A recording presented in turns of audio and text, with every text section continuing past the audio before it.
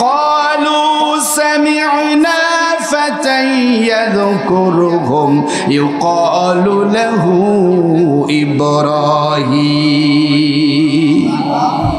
ওই কাফের মুশরিকরা ক্বালু সামি'না ফাতা কাফের মুশরিকরা বলে ইয়াযকুরুহুম আমাদের দেব দেবীর সমালোচনা যে লোকটা করেছে সে হলো একজন যুবক ইউকালু লাহু ইব্রাহিম তাকে মানুষেরা ইব্রাহিম নামে চেনে আমাদের দেব দেবী যে হারাম ভাস্কর্য যে হারাম মূর্তি যে হারাম বাপের মূর্তি দিয়ে যে ব্যক্তিটি বাংলার অলিগলি ভরে দিয়েছিল এই মূর্তির বিরুদ্ধে সর্বপ্রথম গর্জন দিয়েছিলেন জাতির পিতা ইব্রাহিম আলাইহিস সালাম তখন তিনি বৃদ্ধ ছিলেন না ছিলেন টকবগে যুবক তাহলে মূর্তির বিরুদ্ধে সর্বপ্রথম ফতোয়া দিয়েছিলেন আমাদের পিতা ইব্রাহিম আলাইহিস সালাম সুবহানাল্লাহ বলেন তখন তিনি বৃদ্ধ ছিলেন না তিনি ছিলেন টকবগে যুবক জাতির পিতা ইব্রাহিম আলাইহিস সালাম মূর্তির বিরুদ্ধে ফতোয়া দেওয়ার কারণে তড়িঘড়ি করে নমরুদ সরকার জাতির পিতাকে অগ্নিকুণ্ডে নিক্ষিপ্ত করেছিল দুনিয়া থেকে বিদায় করে দেওয়ার জন্য ঠিক তেমনি বর্তমান 5 আগস্টের আগে যারা এই জমিনে ছিল তার বাপের মূর্তির বিরুদ্ধে যারা ফতোয়া দিয়েছিল তাদেরকেও তড়িঘড়ি করে গ্রেফতার করে ফাঁসি দেওয়ার পায়তারা করেছিল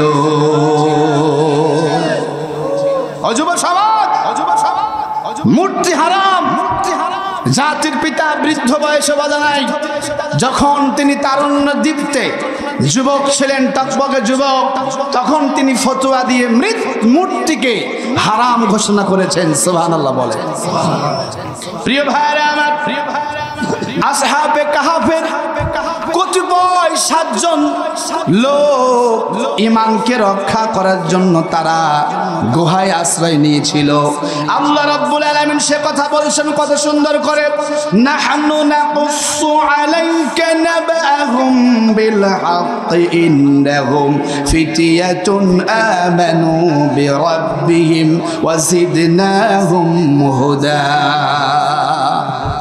আল্লাহ বলছে হাবিবি নাহনু নাকুসু আলাইকা নাবাহুম বিল হক আমি আপনাকে সঠিকভাবে যথাযথভাবে ওই কতিপয় যুবকের ঘটনা আমি আল্লাহ আপনাকে জানিয়ে দিয়েছি ইন্নাহুম ফিতিয়াতুন আমানু বিরাব্বিহিম ওদের একটা অপরাধ ছিল যৌবন বয়সে ওরা আমি রবের উপরে ঈমান এনেছিল আসহাবে কাহাফের যেই লোকগুলা ঈমানকে বাঁচানোর জন্য ওই কাহাফ নামক গুহায় আশ্রয় নিয়েছিল তারা বৃদ্ধ ছিল না যৌবন বয়সে রবের উপর ঈমান এনেছিলেন ওয়াজিদনাহুম হুদা আর রাব্বি কারীম বলছে তাদের ঈমানকে রক্ষা করার জন্য আমি আল্লাহ তাদেরকে পথ দেখিয়েছি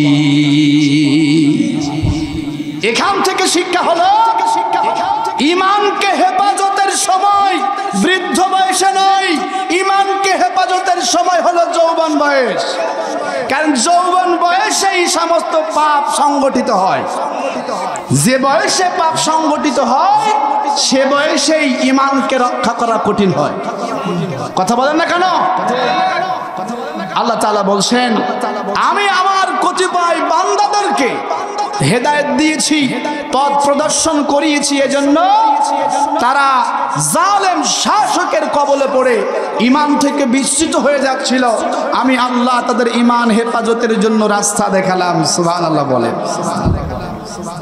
ইউসুফ আলাইহিস সালাম নিজের ঈমানকে রক্ষা করার জন্য যৌবন বয়সেই জুলেখার অপবাদ নিয়ে কারাগারে গিয়েছিলেন তিনি বলেছিলেন ঈমান হারিয়ে এই কারাগারের বাইরে থাকার ভিতরে কোনো কল্যাণ নাই আমি ঈমান নিয়েই কারাগারে যেতে চাই সমস্ত গুনাহ মানুষ করে যৌবন বয়সে কোন বয়সে প্রিয় যুবক ভাইরা যৌবন মানেই বন্ধু যৌবন মানে আড্ডা যৌবন মানে খেলাধুলা মাস্তি নয় মহান রব্বুল আলামিন যৌবনকে এক বিশেষ নিয়ামত হিসেবে আমাদেরকে দিয়েছেন যৌবন দিয়েছেন এজন্য যৌবন বয়সেই তুমি তোমার যৌবন ব্যয় করবে। তোমার যৌবন দিয়েছি গান আড্ডা মাস্তি করার জন্য নয়, তোমার যৌবন দিয়েছি ওই দুনিয়াবি নেতার সামসামি করার জন্য নয়, তোমার জীবন দিয়েছি, তোমার যৌবন দিয়ে আমি আল্লাহর জমিনে দিন কায়েমের আন্দোলনকে আরো বেগবান করবে এজন্য। সম্মানিত ভাইরা আমার, হাবিবুল্লাহ রাসূলুল্লাহ সাল্লাল্লাহু আলাইহি ওয়াসাল্লাম আমাদেরকে উপদেশ দিচ্ছেন, সুবহানাল্লাহ বলেন। নবীজি বলেন ইগতানিম খামসান ক্বাবলা খামসিন, পাঁচটি বিষয়ের পূর্বে তোমরা পাঁচটি বিষয়কে প্রাধান্য দিবে, সুবহানাল্লাহ বলেন। শাবাবাকা ক্বাবলা হারামাক, শাবাবাকা ক্বাবলা হারামিক, পাঁচটি বিষয়ের পূর্বে পাঁচটি বিষয়কে প্রাধান্য দিবে। তার ভিতরে প্রথম নাম্বার হলো বৃদ্ধ বয়সে যাওয়ার আগে যৌবনকে প্রাধান্য দিবে। বলেন তো আজকের বৃদ্ধ ও যুবক ছিল কিনা? জোরে বলেন। আল্লাহ তাআলা বৃদ্ধ বয়সের হিসাব নেবেন না, বৃদ্ধ বয়স শিশু বয়সের মতো। রাব্বে কারীম পুঙ্খানুপুঙ্খানুভাবে আমাদের হিসাব নেবেন যৌবনের। কিসের? জোরে বলেন। যৌবনের হিসাব নেবেন। নবীজি বলছেন আরশে যেই দিন কিয়ামতের ময়দানে ইয়াউমা ইয়াফিরুল মারউ মিন আখিহি ওয়া উম্মিহি ওয়া আবিহি ওয়া সাহিবাতিহি ওয়া বানিহি, যেই দিন ভাই ভাইকে রেখে পালায়া যাবে, স্বামী স্ত্রীকে পালায়া যাবে, যেই দিন আলাখিল্লাহু ইয়াউমাইযিন বা'দুহুম লিবা'দিন আদুউন লিল মুত্তাকিন, বন্ধু বন্ধুর শত্রু হয়ে যাবে, যেই দিন ওই বিশাল সূর্য মানুষের মাথার উপরে চলে আসবে, মগজগুলা টকবক টকবক করতে থাকবে, মানুষগুলা ইয়া নাফসি বলবে। ওই চরম একাকিত্ব মুহূর্তের সময়, প্রচন্ড তাপের সময় আল্লাহ সুবহানাহু ওয়া তাআলা তার 7 প্রকার বান্দা বান্দিকে আরশের নিচে ছায়া দিবেন। হাবিবুল্লাহ বলছেন সাবআতু ইযিল্লুহুমুল্লাহ ফি যিল্লিহি ইয়াওমা লা যিল্লা ইল্লা যিল্লুহু ইমামুন আদিল। কিয়ামতের ময়দানে 7 শ্রেণীর লোককে আল্লাহ রাব্বুল আলামিন তারা আরশে আযমের নিচে ছায়া দিবেন। তার ভিতরে প্রথম নাম্বার হলো ন্যায় শাসক, ন্যায় বিচারক। ওয়া শাবুন নাশা ফি ইবাদাহ, দ্বিতীয় নাম্বার হলো ওই যুবক যেই যুবক তার যৌবনকে আল্লাহর রাস্তায় অতিবাহিত করেছে।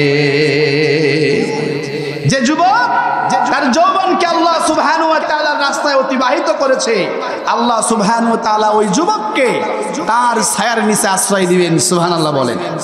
আমার ভাইরা, আমাদের নবী মুহাম্মদ সাল্লাল্লাহু আলাইহি ওয়াসাল্লাম 40 বছর বয়সে নবুয়ত পেয়েছিলেন। 40 বছর বয়সে নবুয়ত যখন পায়, 40 বছরের একজন ব্যক্তি, তিনি কি বৃদ্ধ না যুবক? জোরে বলেন। আল্লাহ সুবহানাহু ওয়া তাআলা সমস্ত নবীদেরকে যৌবন বয়সেই নবুয়ত দিয়েছেন। সুবহানাল্লাহ বলেন। কোন বয়সে? তার মানে দায়িত্ব পালনের অন্যতম সময় হলো যৌবন বয়স। কিসের বয়স বলেন? যৌবন বয়স। সুবহানাল্লাহ বলেন। রাসূল সাল্লাল্লাহু আলাইহি সাল্লাম নবুয়তের আগে হিলফুল ফুজুল নামক একটি সংগঠন গঠন করেছিলেন যুবকদের নিয়ে। কেন? যাতে করে এই সমাজকে, এই ঘুরে ধরা সমাজকে একটি সোনালী সমাজে রূপান্তর করতে পারে। সুবহানাল্লাহ বলেন। আমার ভাইরা, ইসলামের ঘোর দুশমন আবু জাহেল, কে বলেন তো? ইসলামের ঘোর দুশমন আবু জাহেল ইসলামের ক্ষতি সাধন করার জন্য সব চেষ্টা করেছে, কিন্তু ব্যর্থ কে করেছেন? এই আবু জাহেলের টকবকে যুবক সন্তান ইকরামা বিন আবু জাহেল নবীজির কাছে এসে বলছেন, ইয়া রাসূলুল্লাহ, আমার বৃদ্ধ বাবা আবু জাহেল ভুল করতে পারে, আমি ভুল করতে চাই না, আপনি হাতটা বাড়ায়া দেন, আমি কালেমা পড়ে মুসলিম হতে চাই। ওয়ালিদ বিন মুগিরা আরেকজন ইসলামের ঘোর দুশমন। এই ওয়ালিদ বিন মুগিরার দুটি সন্তান, ওয়ালিদ বিন ওয়ালিদ, আরেকজন খালিদ বিন ওয়ালিদ। এই ওয়ালিদ বিন মুগিরা মৃত্যুর সময় ওসিয়ত করছেন যে বেঁচে থাকতে তো ইসলাম ধ্বংস দেখে যেতে পারলাম না, আমি আমার সমস্ত সম্পদকে ইসলাম ধ্বংসের জন্য ব্যয় করে গেলাম। আল্লাহ বলছে, তোর ঘরে আমি খালিদ বিন ওয়ালিদ বানায়া দিলাম। এই ওয়ালিদ বিন মুগিরার যুবক সন্তান খালিদ বিন ওয়ালিদ ইসলামের সেনাপতি হয়ে গেলেন। সুবহানাল্লাহ বলেন। আমার ভাইরা, হযরত বেলাল, খাব্বাব, আম্মার এরা কেউ বৃদ্ধ ছিলেন না, সব কি ছিল?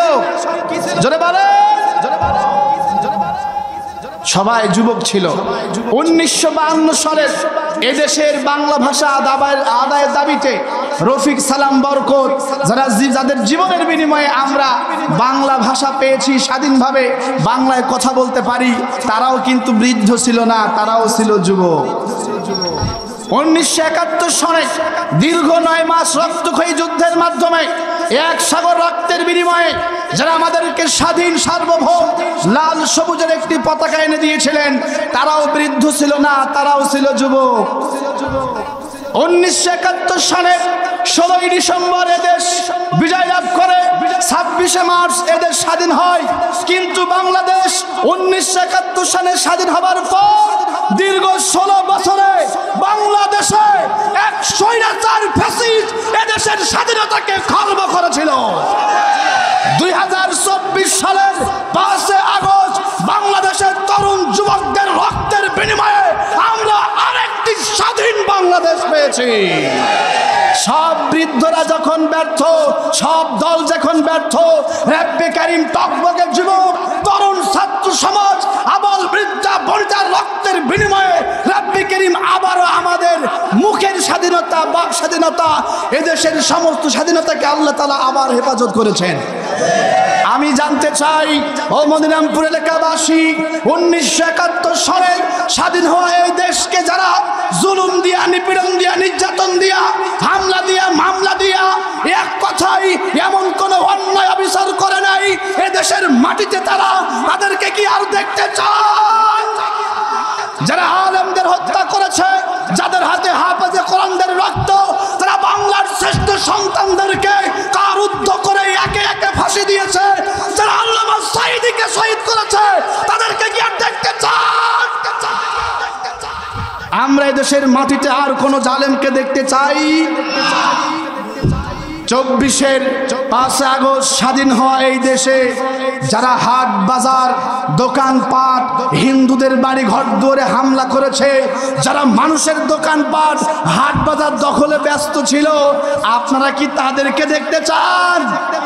ও যুব সমাজ, ও মদিনামপুরবাসী, আপনাদের কাছ থেকে আমি জানতে চাই, এই বাংলাদেশের 68,000 গ্রামের প্রতি ইঞ্চি মাটির পরতে পরতে আল্লাহর কোরআনের আইনকে বাস্তবায়ন করার জন্য যদি আরেকটি 5 আগস্ট ঘটানো দরকার হয়, তোমরা কি রাজি আছো? দুহাত তুলে আল্লাহকে দেখায় দাও। আমরা এই দেশে আর কোন জালেমকে দেখতে চাই? আর যারা জুলুম করতেছে, এখনো দেখতেছি কিছু আল্লাহর বান্দারা ট্রাক নিয়ে মাহফিল বন্ধ করতেছে। পোস্টারের নাম না থাকলে মাহফিল বন্ধ করছে, আছে না নাই? হ্যাঁ, আমরা তাদেরকেও আর দেখতে চাই? তোমরা স্বপ্নের সাগরে আছো, থাকো স্বপ্নেই। বাংলার মানুষ এদেশে আর কোন জালেমকে দেখতে চাই? জালেমকে দেখতে চাই? যারা আল্লাহর জমিনে আল্লাহর দ্বীন কায়েম করতে চাই, তারা পার্লামেন্টে গিয়া চোরের বিচার হবে কোরআন দিয়া, ডাকাতের বিচার হবে কোরআন দিয়া, জিনার বিচার হবে কোরআন দিয়া। এক কথায় যারা পার্লামেন্টে আল্লাহর কোরআনকে নিতে চাই, অ্যাডভোকেট গাজীর পক্ষে থাকতে রাজি আছেন? ইনশাআল্লাহ বলেন। যে নেতা নামাজ পড়ে না, রোজা রাখে না, যে নেতা কোরআন শুদ্ধ করে পড়তে পারে না, তার সঙ্গে মুসলমানের কোনো সম্পর্ক থাকতে পারে না। কে বলেছেন? কে বলেছেন? আমরা মুসলমান, কোরআনকে মানব ইনশাআল্লাহ বলেন। আমরা এই দেশে আর কোনো জালেমকে আসতে দিব না। প্রয়োজনে আরেকটি 1971 সংগঠিত হবে, প্রয়োজনে আরেকটি 24-এর 5 আগস্ট সংগঠিত হবে। আপনারা আমার জীবনের মাধ্যমে এদেশের সমস্ত জালেমকে রুখে দিব ইনশাআল্লাহ। ইনশাআল্লাহ বলেন। ইনশাআল্লাহ বলেন। আমাদের সঙ্গে কে আছেন? যারা বলেন কে আছেন? আল্লাহ থাকলে কি আর কারোর আগে ভয় নাই রে, কোনো ভয় নাই। আল্লাহ যদি থাকেন সহায়, ঠিক না? দুর্গম গিরি পথ পাড়ি দিয়ে যায়, ভয় নাই রে, কোনো ভয় নাই। কোরআন সুন্নাহর আলো। আর কত ঘরে দেবেন? হ্যাঁ, আমার ফরিদ ভাই তো বইলেই গেল। বলেন কোরআন সুন্নাহর আলো, সংসদে জালো। আল্লাহ তাআলা আমাদের সবাইকে, বিশেষ করে যুব সমাজকে এই জমিনে দিন কায়েমের পথে কবুল করুক, আমিন। যুব সমাজ, তোমাদের প্রচেষ্টার মাধ্যমে হয়েছে আজকের মাহফিল। তোমরা আরেকটি প্রচেষ্টা করো, মনিরামপুরে কোনো জালেম থাকার জায়গা পাবে না। এই জমিন শাহজালাল শাহপরানের জমিন, এই জমিন আল্লামা সাইদের আবাদকৃত জমিন। এই জমিনে আমরা আর কোনো আলেম বিদ্বেষী, কোরআন বিদ্বেষীকে আর দেখতে চাই না, ইনশাআল্লাহ। বলেন প্রিয় উপস্থিতি, আপনাদের সামনে আমি কোরআন কারীমের যে আয়াতখানা তেলাওয়াত করেছি, এই আয়াতের আলোকে আমরা কিছু কথা বলতে চাই, ইনশাআল্লাহ। বলেন আলোচ্য আয়াত হলো সকলের জন্য মডেল হবে একজন, তিনার নাম কি? জোরে বলেন, জোরে বলেন, জোরে বলেন। মুহাম্মদুর রাসূলুল্লাহ সাল্লাল্লাহু নবী মুহাম্মদ সাল্লাল্লাহু আলাইহি ওয়াসাল্লাম আমাদের যে আদর্শ হবে, এটা কি আমরা গায়ের জোরে বলছি? জোরে বলেন। আমাদের কাছে দলিল আছে তো? কি দলিল? আল্লাহ বলছেন লাকাদ কানা লাকুম ফি রাসূলিল্লাহি উসওয়াতুন হাসানাহ। সুবহানাল্লাহ বলেন। লাকাদ কানা লাকুম, অবশ্যই তোমাদের জন্য রেখেছি, উসওয়াতুন হাসানাহ, উত্তম আদর্শ। সুবহানাল্লাহ বলেন। কার জীবনে? রাসূলের জীবনের ভিতরে। সুবহানাল্লাহ বলেন। সেই রাসূলের নাম কি? মুহাম্মদ সাল্লাল্লাহু। বলেন সেই রাসূলের নাম কি? এখন আমাদের বিষয় হলো, ওগো মালিক, আমরা মুহাম্মদ সাল্লাল্লাহু আলাইহি ওয়াসাল্লামের আদর্শ মানলে আমাদের লাভটা কি?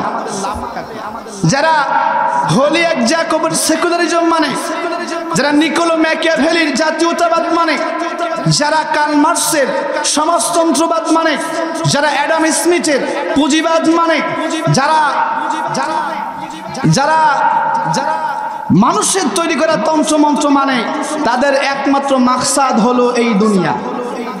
যারা বলেন, আর আমাদের মাকসাদ কি? দুনিয়ার শান্তি আখিরাতের, দুনিয়ার শান্তি আখিরাতের। সুবহানাল্লাহ বলেন। যারা মানুষের তৈরি করা তন্ত্রমন্ত্র দিয়ে রাজনীতি করে, ওদের মূল মাকসাদ হলো দুনিয়া। আর আমাদের মাকসাদ দুনিয়ার শান্তি আখিরাতে। আর এই দুনিয়ার শান্তি আখিরাতের মুক্তি মিলবে সবাই মিলে মানবতার বন্ধু মুহাম্মদুর রাসূলুল্লাহ সাল্লাল্লাহু আলাইহি ওয়াসাল্লামের দেখানো শেখানো তন্ত্র মন্ত্র দিয়ে রাজনীতি করলে। সম্মানিত ভাইরা আমার, আমরা বললাম ওগো মালিক, ওগো আল্লাহ, আমরা যদি মুহাম্মদুর রাসূলুল্লাহ সাল্লাল্লাহু আলাইহি ওয়াসাল্লামের আদর্শ গ্রহণ করি, আমাদের লাভ কি? আল্লাহ বলছে, গোলাম শোন শোন শোন, ওয়া ইয়াগফির লাকুম যুনুবাকুম আল্লাহু গফুরুর রহিম। তোরা যদি আমার হাবিব, আমার পয়গম্বর, আমার বন্ধু মুহাম্মদ সাল্লাল্লাহু আলাইহি ওয়াসাল্লামের আদর্শ গ্রহণ করিস, ওয়া ইয়াগফির লাকুম যুনুবাকুম ওয়াল্লাহু গফুরুর রহিম, আমি আল্লাহ তোদের রাতের আধার দিনের আলো, প্রকাশ্য অপ্রকাশ্য, তোদের জানা অজানা, তোদের সগীরা কবিরা, এক কথায় তোদের জীবনে যত গুনাহ করেছিস বান্দা, তোদের জীবনের সব গুনাহ আমি আল্লাহ মাফ করে দেব। আজ পর্যন্ত কি কেউ বলতে পেরেছে জিয়াউর রহমানের আদর্শ মানলে গুনাহ মাফ? বলতে পারবে? জিয়াউর রহমান, মুজিব, হুসাইন মোহাম্মদ এরশাদ, এদের আদর্শ মানলে জীবনের গুনাহ মাফ কেউ বলতে পারবে? কখনো বলতে পারে না, কিয়ামত পর্যন্ত বলতে পারবে না। কিন্তু আমরা যারা মুহাম্মদ সাল্লাল্লাহু আলাইহি ওয়াসাল্লামের আদর্শ মানি, আমাদের মালিক বলেছেন, দুনিয়ার মানুষ, তোদের জীবনের সব গুনাহ আমি আল্লাহ ক্ষমা করে দেব। শুধু গুনাহ মাফ করব না, শোন গোলাম, ইল্লা মান তাবা ওয়া আমানা ওয়া আমিলা আমালান সালিহান ফাউলাইকা ইউবাদদিলুল্লাহু সাইয়্যাতিহিম হাসানাত। গোলাম শোন, যদি তোরা আমি আমার রাসূলের আদর্শের দিকে তাওবা করে ফিরে আসতে পারিস রে গোলাম, শোন, তোদের জীবনের সব গুনাহ শুধু মাফ করে দেব না, তোদের গুনাহগুলোকে আমি আল্লাহ সওয়াবে রূপান্তর করে দেব। নবী মুহাম্মাদের আদর্শ মানলে গুনাহ মাফ, নবী মুহাম্মাদের আদর্শ মানলে শুধু গুনাহ মাফ নয়, গুনাহগুলোকে সওয়াবকে বানায় দেবেন। জোরে বলেন, আমার কথা বুঝতেছেন তো? মুহাম্মদ সাল্লাল্লাহু আলাইহি ওয়াসাল্লামের আদর্শ যদি আমরা মানতে পারি গুনাহ মাফ। মুহাম্মদ সাল্লাল্লাহু আলাইহি ওয়াসাল্লামকে যদি নেতা হিসেবে গ্রহণ করতে পারি, দুনিয়া এবং আখিরাতে সফল হতে চাস, আমি আল্লাহ তোদেরকে বললাম আমার নবীর আনুগত্য করে নাও। আল্লাহ বলেন মান ইউতিইল্লাহ ওয়া রাসূলহু ফাকাদ ফাযা ফাওজান আযীমা। এই দুনিয়ার অর্থবিত্ত, টাকা পয়সা, যশ খ্যাতি, এই দুনিয়ার জনপ্রিয়তা, এই দুনিয়ার ক্ষমতা, এগুলো সফলতা নয়। সফলতা হলো নবী মুহাম্মাদের আদর্শ মানতে পারা। এই দুনিয়ার কত টাকার মালিক হলাম, কত পয়সার মালিক হলাম, এগুলা সফলতা নয়। সফলতা হলো নবী মুহাম্মদ, নবী আরবি রাহমাতাল লিল আলামিনের আদর্শ গ্রহণ করতে পারা। সুবহানাল্লাহ বলেন। আমার ভাইরা যদি বুঝে থাকেন এবার একটু বলেন, আজকে যারা হোলি এক জ্যাকব, জেদা ক্রুশো, আজকে যারা সক্রেটিস, প্লেটো, অ্যাডাম স্মিথ, আজকে যারা বঙ্গবন্ধু জিয়াউর রহমানের আদর্শ গ্রহণ করেছে, ওরা সফল না ব্যর্থ? জোরে বলেন, ব্যর্থ, সম্ভব নয়। ওয়াল্লাহি ওয়াল্লাহি বলছি, কিয়ামত পর্যন্ত মানুষের তৈরি করা তন্ত্র মন্ত্র, মানুষের ইল্লা মুহাম্মদ সাল্লাল্লাহু আলাইহি ওয়াসাল্লাম এছাড়া আর কোনো তন্ত্র মন্ত্র আদর্শ দিয়া এই জমিনের 1 ইঞ্চি মাটিতে শান্তি আসে নাই, আসবেও না। শান্তি আসবে রাহমাতাল লিল আলামিনের আদর্শ যদি আমরা বাস্তবায়ন করতে পারি। আমরা বললাম ও মালিক, নবী মুহাম্মদ সাল্লাল্লাহু আলাইহি ওয়াসাল্লামের আদর্শ যদি আমরা গ্রহণ করি আমাদের লাভ কি? হাবিবুল্লাহ বলেন, শোনো, যদি তোমরা, আমি নবী, আমি রাসূল, আমার আদর্শ যদি তোমরা গ্রহণ করতে পারো, শোনো, লিতুবাশশিরিল আবদা বিল জান্নাতি ক্বাবলা মাউতিহি, মৃত্যুর পূর্বে রহমতের ফেরেশতারা এসে তোমাদেরকে জান্নাতের সুসংবাদ দান করে দিবে। যদি আমরা নবী মুহাম্মাদের আদর্শ গ্রহণ করতে পারি, মৃত্যুর পূর্বে যে মৃত্যু বাগুতে তাও আনতুম লা তাশউরুন, যে মৃত্যু আসবে আকস্মিক ভাবে, অতর্কিত ভাবে, বুঝে ওঠার আগে, যে সময় আর দুনিয়ার টাকা পয়সা, অর্থবিত্ত, জনপ্রিয়তা আমাদের কোনো কাজে আসবে না, সেই সময় হাবিবুল্লাহ বলছেন, হে দুনিয়ার মানুষ, আমি নবীর আদর্শ যদি তোমরা গ্রহণ করতে পারো, ওই মুহূর্ত অবস্থায় রহমতের ফেরেশতা, তাফসিরে এসেছে 500 রহমতের ফেরেশতারা এসে বলবে, আল্লাহ তাখাফু ওয়া লা তাহজানু ওয়া আবশিরু বিল জান্নাতি আল্লাতী কুনতুম তুআদুন। এই নবীর আদর্শ মানলে ওয়ালারা, তোদের ভয় নাই, চিন্তা নাই, তোরা ওই জান্নাতের সুসংবাদ গ্রহণ কর, যে জান্নাতের পাদদেশ দিয়া রব্বে কারীমের কুদরতি ঝর্ণা প্রবাহিত। তাহলে নবীজির আদর্শ মানলে মৃত্যুর পূর্বে জান্নাত পাওয়া যায়। আমরা বললাম, ওগো হাবিব, আপনার আদর্শ মানলে আর কি লাভ, আপনি আমাদেরকে বলে দেন। নবীজি বলেন, ওয়ারুফিআত লাহু 10 দারাজাত, আল্লাহ তাআলা তার নৈকট্য লাভের জন্য 10টি মর্যাদা তারে বৃদ্ধি করে দেয়। আমরা বললাম, ওগো নবী, তোমার আদর্শ গ্রহণ করলে আমাদের আর কি লাভ? নবীজি বলেন, আউলান নাস বি ইয়াউমাল কিয়ামাতি আকতারুহুম আলাইয়া সালাহ, যারা আমি নবীর উপরে দুরূদ এবং সালাম পেশ করে, আমি নবীরে ভালোবাসে, আমি নবীর আদর্শ গ্রহণ করে, কিয়ামতের ময়দানে তারা আমি নবীর সব চাইতে নিকটে অবস্থান করবে।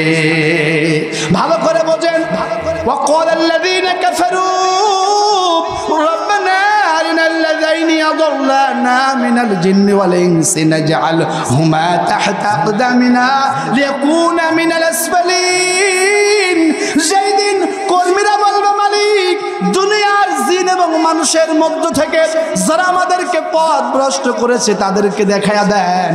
আজকে তাদেরকে পদদলিত করে অপমানিত করে আজকে আমরা জাহান্নামে যেতে চাই। যেই দিন এই দুনিয়ার কাল মাস নেতার, যেই দিন এই দুনিয়ার হলি এক জ্যাকব, যেই দিন বঙ্গবন্ধু, যেই দিন জিয়াউর রহমানের বিরুদ্ধে তার অনুসারীর আঙ্গুল তুলে বলবে, ও মালিক আজকে ওদেরকে দেখা দাও, একা জাহান্নামে যাব না, ওদেরকে নিয়ে যাব। যেই দিন দুনিয়ার নেতারা বিপদে পড়ে যাবে, কর্মীরা বিপদে পড়ে যাবে, সেই দিন মুহাম্মদ সাল্লাল্লাহু আলাইহি ওয়াসাল্লামের আদর্শে আদর্শিত কর্মীরা নবী মুহাম্মাদের সব চাইতে কাছে থাকবে। হাবিবুল্লাহ কত সুন্দর করে বলছেন, মান সাল্লা আলা মুহাম্মদ সাল্লাল্লাহু আলাইহি ওয়াসাল্লাম ওয়াজাবাত লাহু শাফাআতি। সুবহানাল্লাহ, কি মজার কথা।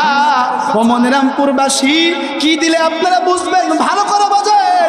যেদিন সব নেতারা ইয়া নাফসি ইয়া নাফসি বলবে, সেই দিন আদম সফিউল্লাহ, ইব্রাহিম খলিলুল্লাহ, মুসা কালিমুল্লাহ, যেই দিন ইসমাইল জবিহুল্লাহ, ঈসা রুহুল্লাহ, ইল্লা মুহাম্মদ সাল্লাল্লাহু আলাইহি ওয়াসাল্লাম, যেই দিন সমস্ত নবীরা, শুধু আমার নবী বাদে, শুধু আমার নবী বাদে সমস্ত নবীরা সিজদায় পড়ে গিয়ে ইয়া নাফসি ইয়া নাফসি বলবে। দুনিয়ার সব নেতারা, সমস্ত পীর আউলিয়া গাউস কুতুব, সব মানুষরা যেদিন ইয়া নাফসি ইয়া নাফসি করবে, নবী বলেন, ও দুনিয়ার মানুষ, সেই কঠিন মুসিবতের সময়, সেই কঠিন মুসিবতের সময় ওয়াজাবাত লাহু শাফাআতি। আমি নবীর আদর্শ রাজনীতি করেছে, আমি নবীর দেখানো তন্ত্র মন্ত্র দিয়ে পথ চলেছে, আমি নবী, তাদের জন্য শাফায়াত করা আমি নবীর উপরে ওয়াজিব হয়ে গেছে। চিন্তা করছেন তো কোন দিকে যান আপনি, কোন দিকে যান, ভালো করে বলছেন। এ দুনিয়া ক্ষণস্থায়ী, এক সেকেন্ডের ভরসা নাই, আছে কি বলেন? এক সেকেন্ডের নাই ভরসা, মরণ ঘাড়ের পরে বিপুল সম্পদ করেছো জড় ভোগ বিলাসের তরে। বুলবুল পাখির ন্যায় এসেছিনু হেথায়, বেঁধেছিনু বাসা বড় মমতায়, খেলা হলে শেষ ভেঙেই পরিবেশ, যেতেই হবে নিয়তি যেথায়। আজ মরলে কবর দিহিয়া কাঁদবে বন্ধু সহজনে, ঠিক না? আজ মরলে কবর দিহিয়া কাঁদবে বন্ধু সহজনে। খবর নিয়া দুদিন পরে, খবর নিয়া, খবর নিয়া দুদিন পরে, তোমায় মনে রাখে কজনে। আজ মরলে কবর দিহিয়া কাঁদবে বন্ধু সহজনে। আছো তুমি, তোমায় ছাড়া হয় না অনেক কিছু। আছো তুমি, তোমায় ছাড়া হয় না অনেক কিছু। কত জনা ঘরে দেখি তোমার পিছু পিছু, না থাকলে তুমি সবই হবে, না থাকলে তুমি, না থাকলে তুমি সবই হবে, বিরাম রবে না আর বিহনে। আজ মরলে কবর দিহিয়া কাঁদবে বন্ধু সহজনে, ঠিক না? চলে যাব ভাই, এ দুনিয়া ক্ষণস্থায়ী, এ দুনিয়া থাকার জায়গা। এই ক্ষণস্থায়ী দুনিয়ার জন্য দুনিয়ার মানুষের পেছনে আমরা দৌড়াই, অনন্ত অসীম আখিরাতকে ভুলে গিয়েছি। কথা বলেন। আর এই দুনিয়ার সবচাইতে বোকা হলো তারা, তারা অনন্ত অসীম আখিরাতকে ভুলে যায়। আমরা কি ক্ষণস্থায়ী দুনিয়ার জন্য আখিরাতকে নষ্ট করতে চাই? কে কে চাই না? লিল্লাহে তাকবীর, লিল্লাহে তাকবীর। আমরা আখেরাতকে নষ্ট করতে চাই, এই দুনিয়া ক্ষণস্থায়ী। প্রিয় ভাইরা আমার, এজন্য বলি এই ক্ষণস্থায়ী দুনিয়ার সাময়িক শান্তির জন্য, সাময়িক ক্ষমতার জন্য ওই যে ওরা চেয়েছিল 1941 সাল পর্যন্ত থাকা। কথা বলেন, থাকতে পেরেছে? থাকতে পেরেছে? আমরা মাহফিলে কথা বলতে গেলেই বলে হুজুর আল্লাহই তো বলেছেন ক্ষমতা আল্লাহই দেয়। আমরা আবার বলি আল্লাহ ক্ষমতা দেয়, আবার জুতার বাড়ি দিয়ে এমন পালাবা ব্যাগ গুছানোর সময় পাবে না। এই হলো ক্ষমতা। এই জন্য নব্য জালেমদেরকে বলি, নব্য জালেমদেরকে বলি, যারা হাট বাজার, যারা খাল বিল নদী নালা দখল করার পায়তারা করো, অন্তত পক্ষে পালিয়ে যাওয়া জালেমের কাছ থেকে শিক্ষা নাও। নতুবা বাংলার জনগণ পালিয়ে যাওয়া জালেমদের জুলুম করার জন্য যে বেহাল দশা করেছে, সে বেহাল দশা কিন্তু তোমাদেরও করে ছাড়বে। এই জন্য বেশি লাভ হবে না।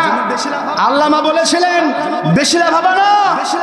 12 কোটিতে যখন গাছের গোড়া দিয়ে নাড়া দিবে, তখন মামু বাড়ি দিল্লি গিয়া পড়বা। পড়ছে কিনা? পড়ছে কিনা? আল্লামা বলেছিলেন এমন সময় আসবে পালাবার জন্য ইঁদুরের গর্ত খুঁজে পাবে না। এই জন্য বলি যারা আজকে জালেমদের রূপ নিতে চাও, আজকে ওদের মতো হাট বাজার খাল বিল দখল করতে চাও, অন্তত পক্ষে পালিয়ে যাওয়া জালেমের কাছ থেকে শিক্ষা নাও। ক্ষমতা ক্ষণস্থায়ী, ক্ষমতা চিরস্থায়ী। বলেন চিরস্থায়ী ক্ষমতার মালিক কে? ক্ষমতার মালিক কে? আমরা কেউ এই ক্ষণস্থায়ী দুনিয়ার রাজত্ব চাই না। আমরা চাই ইহকালীন শান্তি এবং পরকালীন মুক্তি ইনশাআল্লাহ। বলেন প্রিয় উপস্থিতি, তাহলে যদি আমরা নবী সাল্লাল্লাহু আলাইহি ওয়াসাল্লামের আদর্শ মানি, আমাদের জীবনের সব গুনাহ কে মাফ করে দিবেন? যদি আমরা নবী মুহাম্মদ সাল্লাল্লাহু আলাইহি ওয়াসাল্লামের আদর্শ মানি, আমাদের গুনাহগুলোকে সওয়াবে কে রূপান্তর করবেন? যদি আমরা নবী আরবির আদর্শ মানি, মৃত্যুর পূর্বে জান্নাতের রহমতের ফেরেশতা কে পাঠাবেন? যদি আমরা নবী মুহাম্মদ সাল্লাল্লাহু আলাইহি ওয়াসাল্লামের আদর্শ গ্রহণ করি, আমাদের জন্য সুপারিশ করা কিয়ামতের ময়দানে নবীর জন্য ওয়াজিব হয়ে যায়। সুবহানাল্লাহ বলেন। এরপরেও যদি এই নবীর আদর্শ না মানেন, নবীজি বলছেন মান নাসিয়া সালাতে আলাইয়া খতিয়া তরিকাল জান্নাহ, যে ব্যক্তি আমি নবীর উপরে দুরূদ পড়তে ভুলে গেল, আমি নবীর আদর্শ বাস্তবায়ন করতে গিয়ে ভুলে গেল, ও যেন জান্নাতের রাস্তায় ভুলে গেল। যে আমি নবীর রাস্তা ভুলে গেল, ও যেন জান্নাতের রাস্তা কি ভুলে গেল। প্রিয় উপস্থিতি, আমরা কি জান্নাতের রাস্তা ভুলতে চাই? কে কে চাই না? লিল্লাহে তাকবীর। আমরা সবাই কোথায় যেতে চাই? জোরে বলেন। আমরা কি কেউ জাহান্নামে যেতে চাই? আমার ভাইরা, আমার নবী আমাদের আদর্শ, তা সেই নবী কেমন ছিল আপনারা কি জানেন? জানেন? আসুন সেদিকে একটু যেতে চাই ইনশাআল্লাহ। বলেন বিশ্বনবীর দুধমাতা হালিমাতুস সাদিয়া রাদিয়াল্লাহু তাআলা আনহার একমাত্র কন্যা সাইমা, বিশ্বনবীর দুধ বোন। হালিমা বলছে সাইমা যাও, বকরিগুলা নিয়ে তুমি মাঠে চলে যাও। সাইমা বাইনা ধরেছে, আম্মা জান আমি বকরিগুলা নিয়ে মাঠে যেতে রাজি আছি, কিন্তু আমার সঙ্গে আমার সফর সঙ্গী হিসেবে আমার দুধ ভাই মুহাম্মদকে দেওয়া লাগবে। দুধমাতা হালিমা বলে সাইমা তুমি মাঠে যাচ্ছ, প্রচন্ড রোদ, মরুভূমির ধুধু বালি, সেইখানে তো কোনো ছায়া নাই, কেন তোমার দুধ ভাই মোহাম্মদকে নিতে চাও? সাইমা বলে আম্মা আমি আমার দুধ ভাই মোহাম্মদকে এই জন্য নিতে চাই, যখন আমার দুধ ভাই আমার কোলে থাকে তখন আমার বকরিগুলা এদিক সেদিক চলে যায় না, আমার দুধ ভাইকে দেখতে দেখতে আমার সঙ্গে সোজা মাঠে চলে যায়। আমার দুধ ভাই এত সুন্দর, আমি যখন ওই বিশাল মরুভূমির মাঝে বকরিগুলা নিয়ে যাই, সূর্য যখন তাপ দেয়, আমি যখন ঘামতে থাকি, আম্মা যখন আমার দুধ ভাই মুহাম্মদ যখন আমার কাছে থাকে, তখন মেঘমালা এসে আমাকে ছায়া দিয়ে শীতল করে দেয়। আমি যখন তীব্র গরমে ছটফট করি, কোথা হতে যেন আমার দুধ ভাই মুহাম্মদকে সবুজ বর্ণওয়ালা পাখিগুলা এসে তারপর দিয়া বাতাস দিতে থাকে, আমি শীতল হয়ে যাই। আম্মা আমার দুধ ভাই মুহাম্মাদের চেহারা এত সুন্দর, আমার দুধ ভাই যখন আমার কোলে থাকে আমার বকরিগুলা খুব দ্রুত খাবার খেয়ে তাদের উদর পেট ভর্তি করে ফেলে। এই জন্য দ্রুত খাবার খেলে দ্রুত পেট ভরে যাবে, আর যখন আমি বসে থাকি তারা দ্রুত খাবার খেয়ে আমার চারিপাশে গোল দিয়ে বসে আমার দুধ ভাই মুহাম্মাদের দিকে এক নজরে তাকায়া থাকি। আম্মা এই জন্য আমি আমার দুধ ভাই মুহাম্মাদকে চাই। আমার দুধ ভাই এত সুন্দর, আমার দুধ ভাইয়ের সৌন্দর্যে আকাশের ওই সূর্য পর্যন্ত মুগ্ধ হয়ে যায়। আমার নবী মুহাম্মদ কেমন ছিল? ও দুনিয়ার মানুষ, আজকে তুমি আদর্শ গ্রহণ করো যে সারা জীবন বিড়ি সিগারেট ইয়াবা গাঁজা খাইতে খাইতে জীবন যৌবন শেষ। কোন নেতার আদর্শ গ্রহণ করো? আর আমার নেতার ঘাম দিয়া খুশবু বের হতো, আর তোমার নেতার গায়ে গন্ধে কাছেই যাওয়া যায় না। বলেন আমার নবী কেন আদর্শ? কেন আদর্শ? সাহাবে কেরামগণ প্রায় বলতেন কান্না ওয়াজহাহু ওয়ারাকাহু মুসফাহ, আমার নবীর চেহারা যেন কোরআনের প্রতিটা পৃষ্ঠার মতো সুন্দর।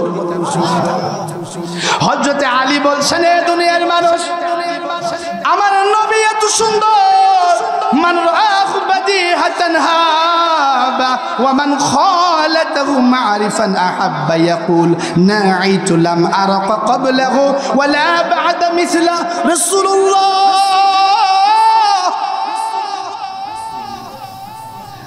আমার নবী এত সুন্দর, আমার নবীকে কেউ যদি আচমকা হঠাৎ করে দেখতো সে চমকে যেত, এটা মানুষ না ফেরেশতা। এত সুন্দর মানুষকে যদি কেউ প্রথম দেখতো চমকে যেত, চমকে যেত, দেখে চমকে যেত, থমকে যেত। এত সুন্দর মানুষ আগে কখনো দেখি নাই।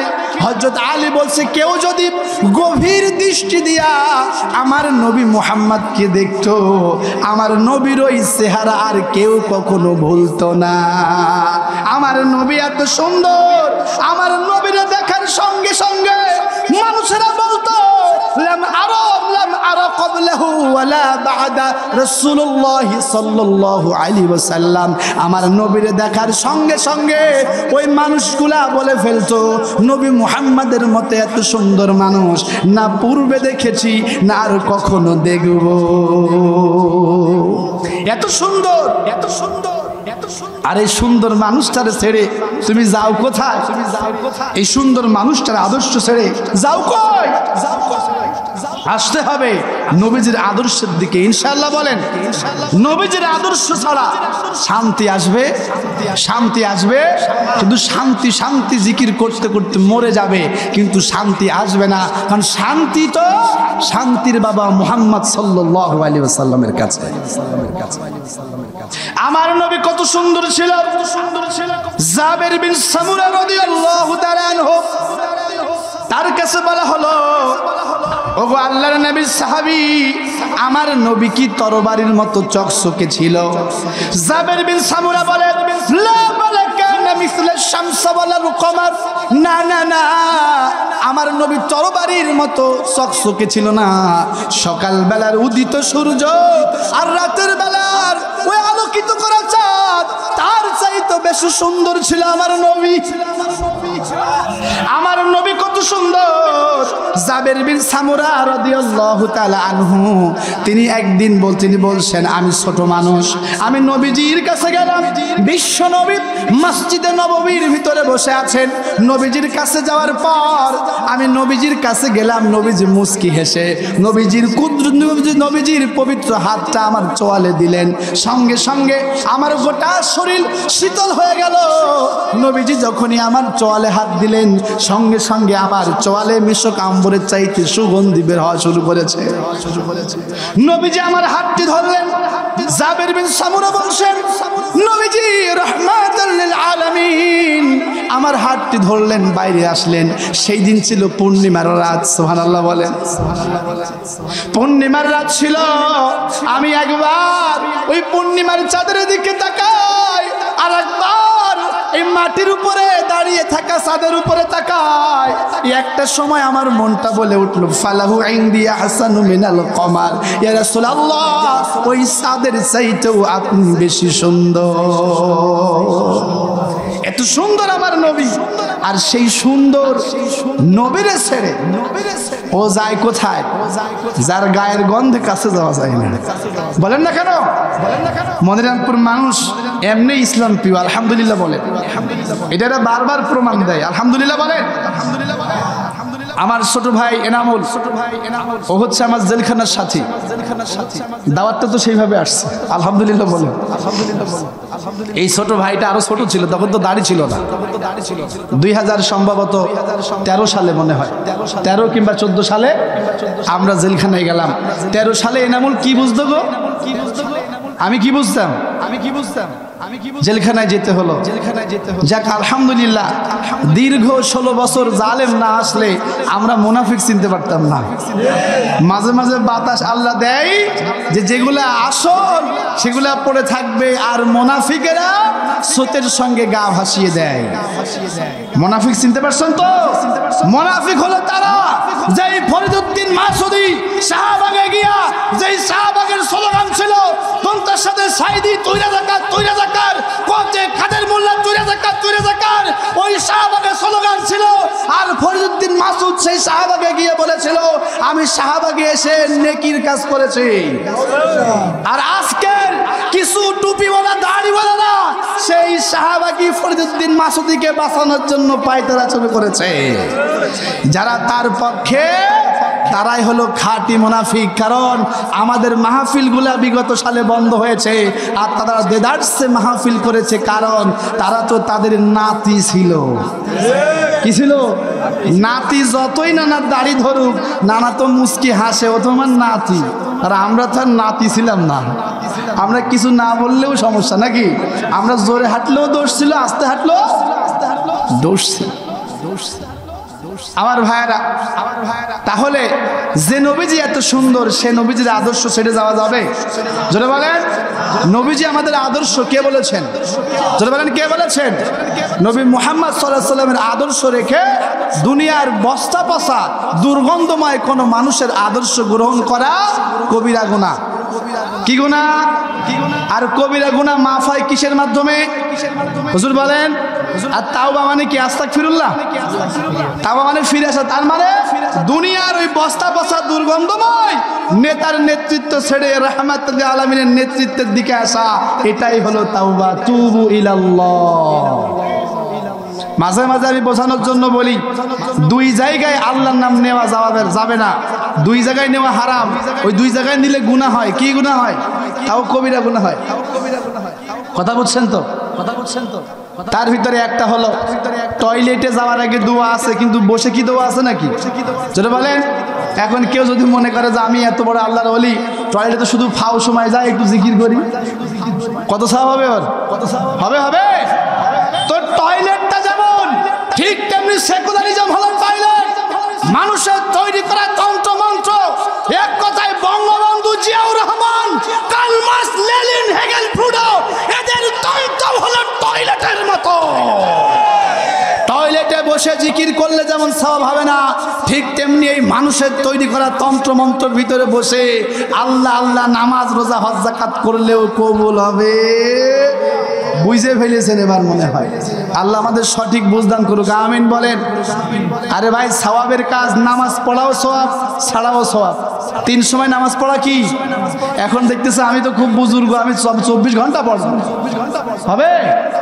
নবী শিখিয়েছেন নামাজ পড়াও সওয়াব, ছাড়াও রোজা রাখাও সওয়াব, ছাড়াও।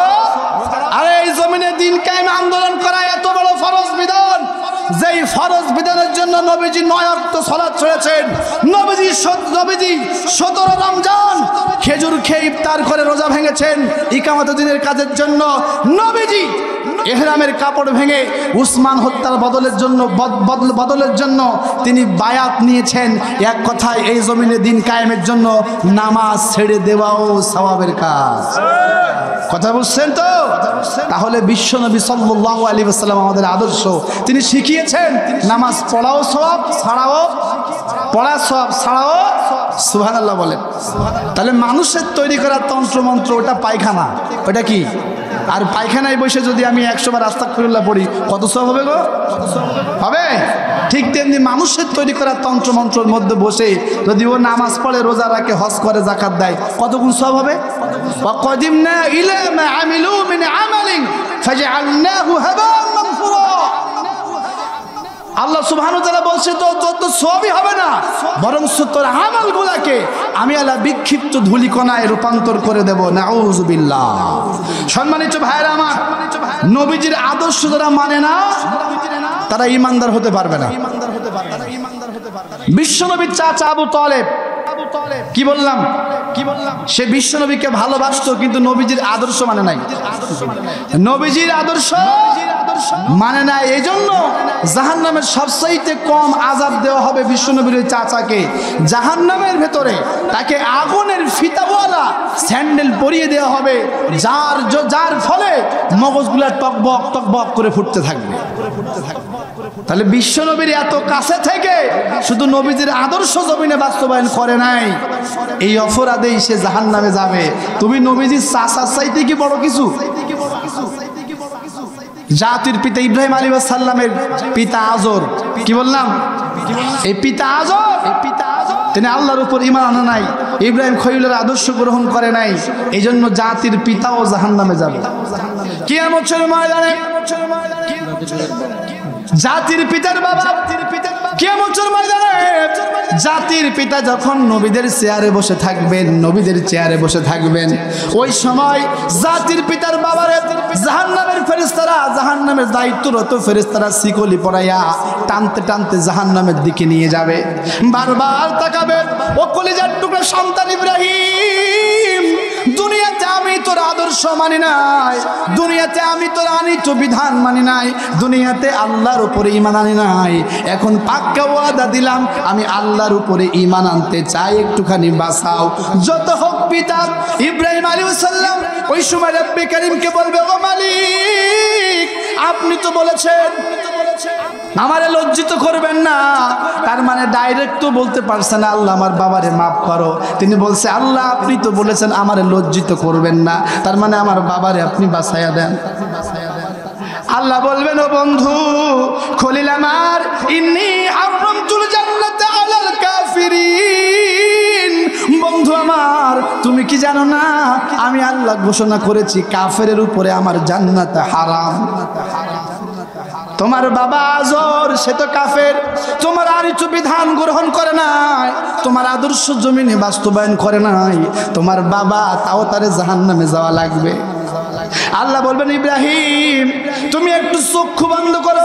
চক্ষু বন্ধ করে আবার যখন খুলবেন, খোলার সঙ্গে সঙ্গে দেখবেন তার জন্মদাতা বাবাকে আল্লাহ শুকর বানায় দিয়েছে।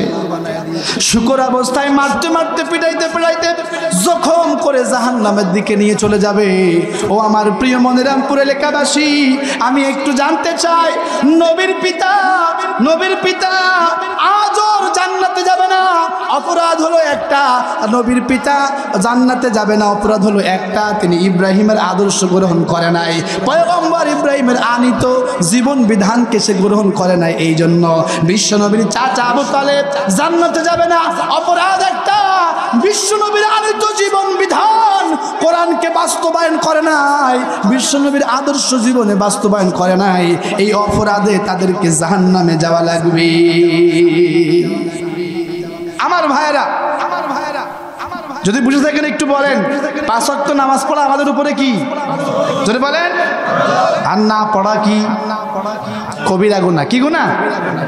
যদি কেউ নামাজ না পড়ে ওর কবিরা গুনাহ হয়, কিন্তু ঈমান যায় না। কি যায় না?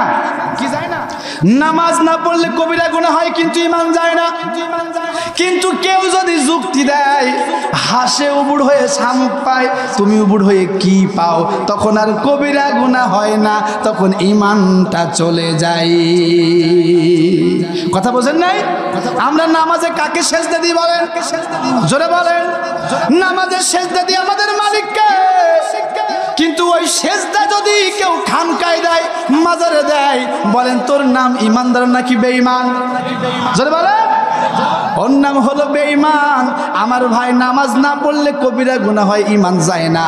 কিন্তু আপনি যদি নামাজের ওই সেজদা আপনি আল্লাহকে না দিয়া যদি আপনি ওই মূর্তির সামনে দেন, গাছের সামনে দেন, আপনার পীরকে দেন, তখন ঈমান থাকে না।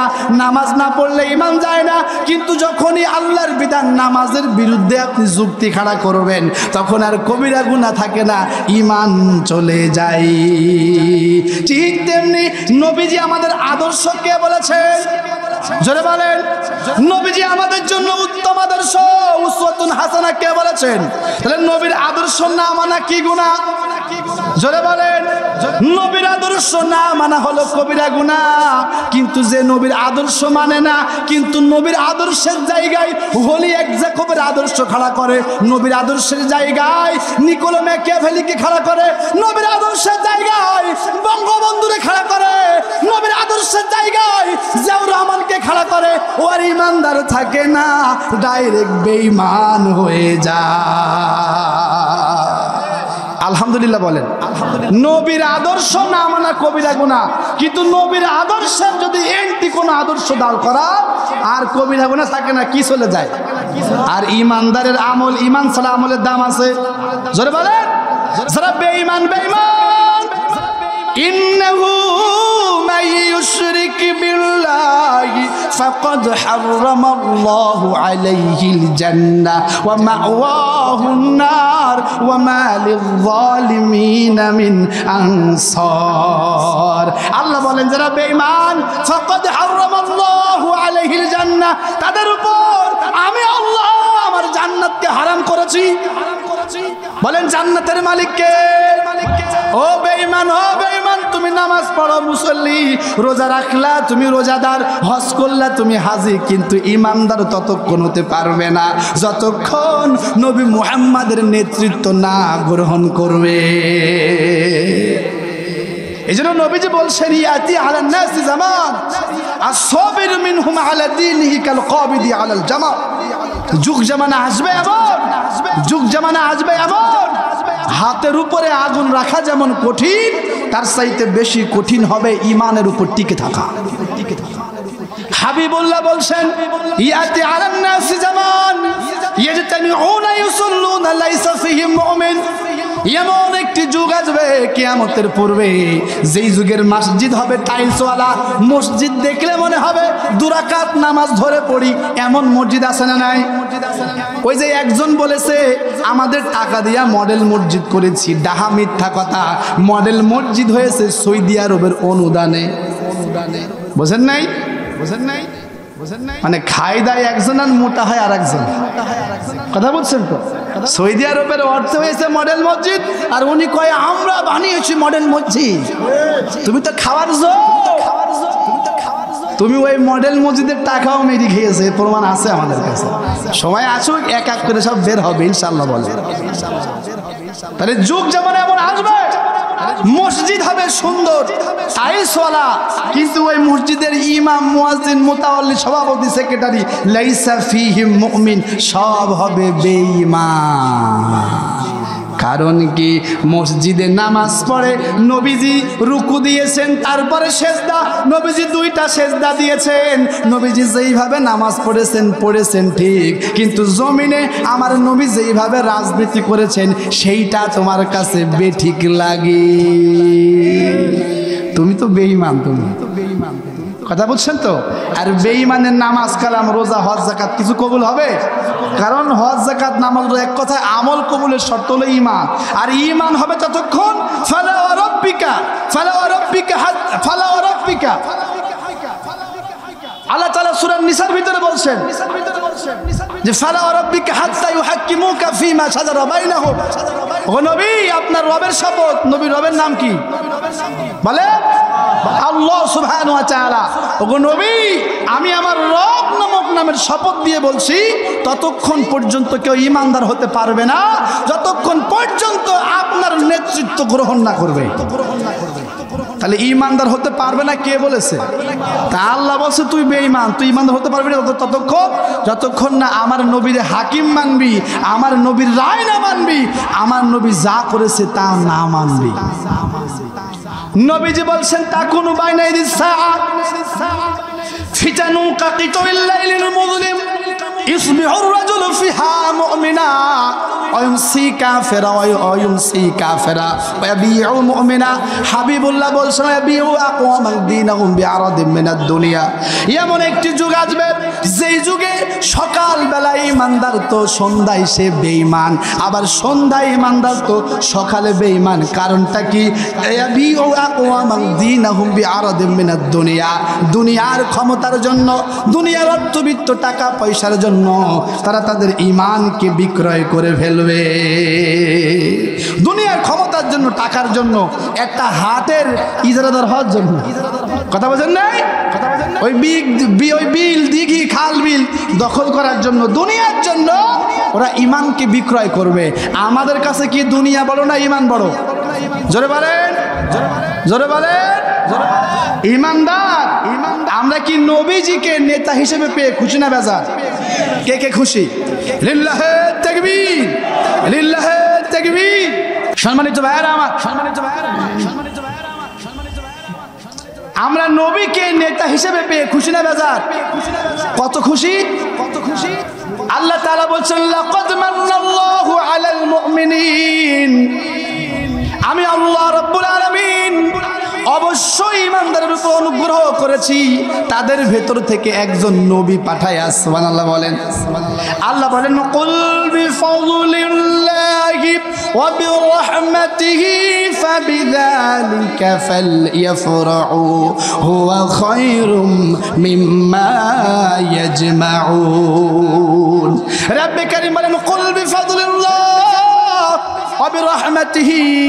ওগো নবী আমার ঈমানদার বান্দা বান্দীদেরকে জানায়া দেন, তারা যদি আনন্দিত হতে চায়, সুবহানাল্লাহ বলেন, ফালিয়াফরাহু ওয়া খায়রুম মিম্মা ইয়াজমাউন। এমন আনন্দিত হতে বলেন। ও মনিরামপুর এলাকাবাসী, আপনাদেরকে আমি জানাই, যদি আপনাদেরকে এই দুনিয়ার সবচেয়ে ক্ষমতাধর ব্যক্তি বানানো হয়, বিনিময়ে আমার নবীজিকে ছাড়তে হবে। রাজি আছেন? রাজি আছেন? এই দুনিয়ার সমস্ত অর্থবিত্ত জনপ্রিয়তার শীর্ষে উঠাইয়া দেব, বিনিময়ে নবীজির আদর্শ ছাড়তে হবে। রাজি আছেন? তার মানে নবীজির আদর্শ সবকিছুর কাছে তুচ্ছ। লিল্লাহে তাকবীর। আমার ভাইরা, তাহলে আল্লাহ রাব্বুল আলামিন বলছেন মিম্মা খায়রুম মিম্মা ইয়াজমাউন, খায়রুম মিম্মা ইয়াজমাউন। এই পৃথিবীর সব চাইতে, টাকার চাইতে, অর্থের চাইতে, যশ খ্যাতির চাইতে তোমাদের কাছে আমার নবী হলো বড়। সুবহানাল্লাহ বলেন। এখন নবীজি আমাদের কাছে কার কার বড়? লিল্লাহে তাকবীর, লিল্লাহে তাকবীর। টাকা বড় না নবী বড়? জোরে বলেন। টাকা বড় না নবীর মহব্বত বড়? এই দুনিয়ার ক্ষমতা বড় না নবীর মহব্বত বড়? কার কার কাছে বড়? সে আল্লাহ বলছে শোনো, তোমাদের যাদের কাছে আমার নবী বড়, নবীর মহব্বত বড়, শোনো, ইন্নাল্লাহা ইশতারা মিনাল মুমিনিনা আনফুসাহুম ওয়া আমওয়ালাহুম বিআন্না লাহুমুল জান্নাহ। সুবহানাল্লাহ বলেন। আল্লাহ বলেন নিশ্চয়ই ঈমানদার, তোর জান এবং তোর মাল আমি আল্লাহ জান্নাতের বিনিময়ে কিনে নিয়েছি। সুবহানাল্লাহ বলেন। তাহলে আল্লাহ হলেন ক্রেতা। আল্লাহ কি ক্রেতা?